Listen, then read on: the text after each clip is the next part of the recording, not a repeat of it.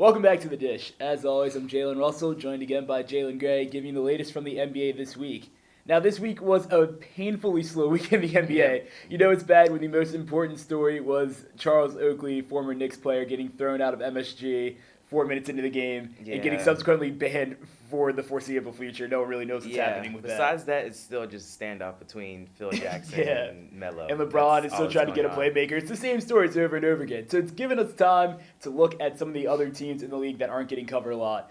And in doing that, we looked towards the bottom of the conferences and looked at two teams that are kind of in the rebuilding stages, the Philadelphia 76ers and the LA Lakers. Both teams have been in the lottery a couple times in the last few years, growing a young core, trying to get something going in their respective cities on the coast.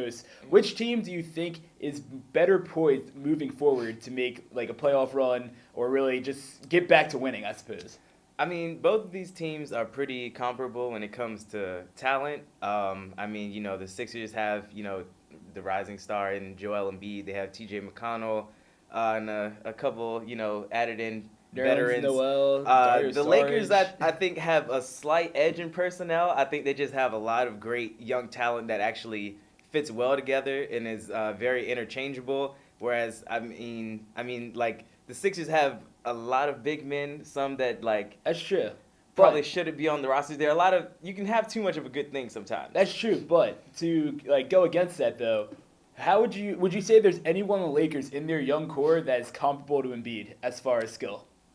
And that's why I'm going to give the As Sixers far the as- edge because when you've got a guy that's actually he's playing at all-star level already in his rookie year on a minutes restriction. So you've got to figure moving forward when he gets more pieces around him that are actually going to be playing well and helping him grow as a player, they're better set up there. But who are you going to come in, when Joel can't play all the minutes that you need? Nerlens Noel is actually playing extremely well. It's Perry's at 20.2. He's throwing in about 15 points a game or so, I think.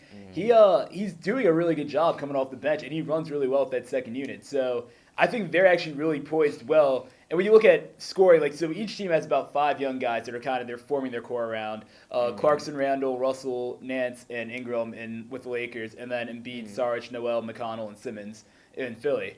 Simmons isn't even playing, but if you have those 4 guys from Philly, they're averaging about the same points the 5 guys are for the Lakers, close to the same rebounds, close to the same assists, all that stuff.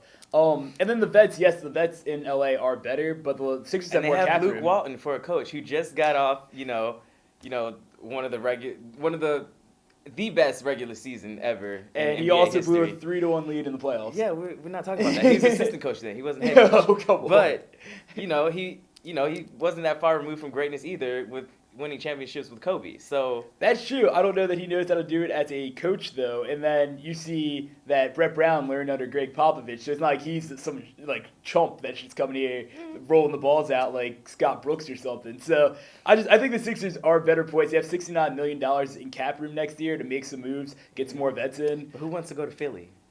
Hey, well, I guess we'll have to see who wants to play with the Everybody Embiid. wants to go to Trust LA. the process, though. I have to say, Philly's looking a lot better. But moving on, another team towards the bottom of their respective conference, the Brooklyn Nets. They've been down there for at the bottom. the bottom. They are the seller in the Eastern Conference. They are 15th in the East right now. They were 14th last year. They were 8th the year before that. Over the last 3 years, they've gone 68 and 149. And so you kind of wonder, Not a great what's record. going wrong with them? How come they're always down there? Because you don't really hear about them rebuilding. They still have some pieces there. And then I started looking back at that trade they made to get Paul Pierce and Kevin Garnett before the 2013-2014 season. Would you say that is the worst trade of all time? Now, mind you, the Nets gave up 3 first-round picks and gave Boston the opportunity to swap 2017 first-round picks, which, Semantics. spoiler alert, I guarantee you Boston takes them up on that. I can't say for certain that this is the worst move in NBA history. It You looks still like have it. other moves in the past couple of decades where Shaq, the Magic allowed Shaq to leave True. without either trading him or giving him the $100 million that he wanted, and LA was willing to pay that. And then they That's were right. left, and they had just beaten the Bulls, and then they were left to When MJ Swim. wasn't there, so how much does it count? But that's- swim alongside the bottom feeders. But I can understand where they were coming from.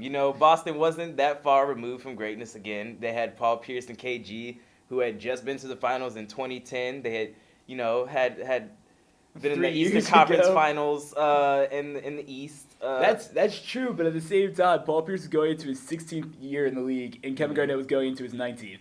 And I mean, it's like these guys were putting up great numbers, and the Nets had just been the 4th seed in the playoffs the year before, had gone to a 7-game series and lost to Chicago, who was actually like doing really well then. And then they get Paul Pierce and Kevin Garnett the next year. They end up finishing 6th in the East, losing the second round after winning another 7-game series, so pretty comparable. And then they get swept. Actually, no, sorry, they lost in 5 games to Miami. And then after that, both of those guys left. Like, they didn't see another playoff. They got one playoff run with these guys, and then they left. And you gave up 4 first-round picks for all intents and purposes. That's why they're crippled. They're not going to be good for another good 50. Hey, they're not going to be good for another 5 years. Hey, probably. I mean, their neighbor in the Philadelphia Sixers has a lot of draft picks. If they were to, talk and make some trades, they can get some draft picks and be able to rebuild. I'd cry if Philly helped Brooklyn out and gave them a draft picks. But that's all we have for you this week. I can't blame you for trying to go get champions. That's all we have for you this week. Thanks for watching. Have a great